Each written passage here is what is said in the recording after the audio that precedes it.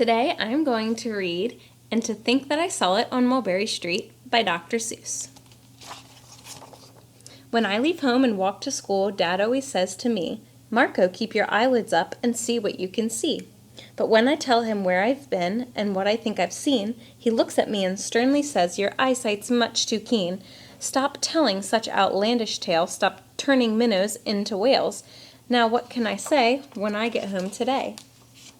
All the long way to school and all the way back, I've looked and I've kept careful track, but all that I've noticed, except my own feet, was a horse and a wagon on Mulberry Street. That's nothing to tell of. That won't do, of course. Just a broken down wagon that's drawn by a horse. That can't be my story. That's only a start. I'll say that a zebra was pulling the cart. And that is a story that no one can beat when I say that I saw it on Mulberry Street. Yes, the zebra is fine, but I think that it's a shame, such a marvelous beast with a cart that's so tame. The story would really be better to hear if the driver I saw were a charioteer, a golden blue chariot, something to meet, rumbling like thunder down Mulberry Street. No, it won't do at all. A zebra's too small. A reindeer is better. He's fast and he's fleet, and he'd look mighty smart on old Mulberry Street. Hold on a minute, there's something wrong. A reindeer hates the way it feels to pull a thing that runs on wheels. He'd be much happier instead if he could pull a fancy sled. A reindeer and a sleigh. Say, anyone could think of that. Jack or Fred or Joe or Nat. Say, even Jane could think of that. But it isn't too late to make one little change. A sleigh and an elephant, that's something strange. I'll pick one with plenty of power and size, a blue one with plenty of fun in his eyes, and then just give him a little more tone, have a Rajah with rubies perched high on a throne. Say, that makes a story that no one can beat when I say that I saw it on Mulberry Street.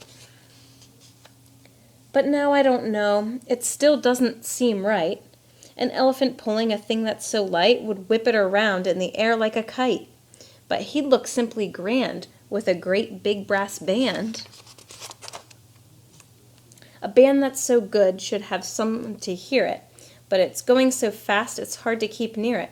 I'll put it on a trailer. I know they won't mind if a man sits and listens while hitched on behind.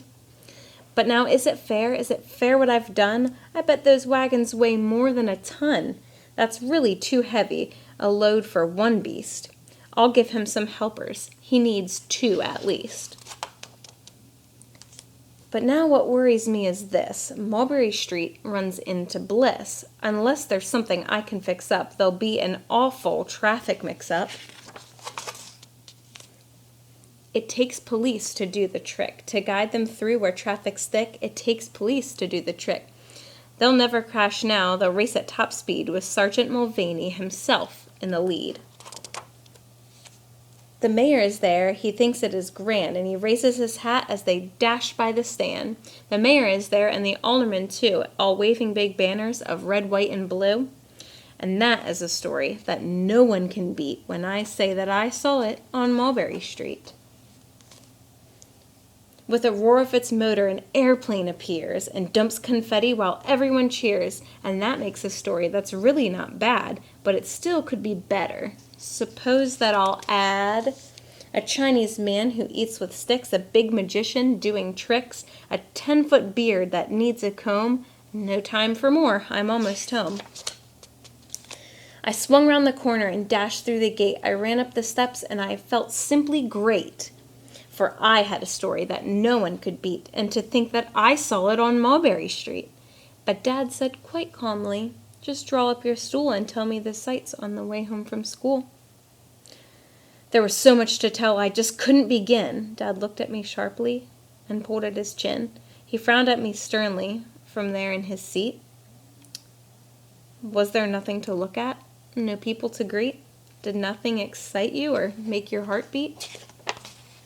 "Nothing," I said, growing red as a beet, "but a plain horse and wagon on Mulberry Street."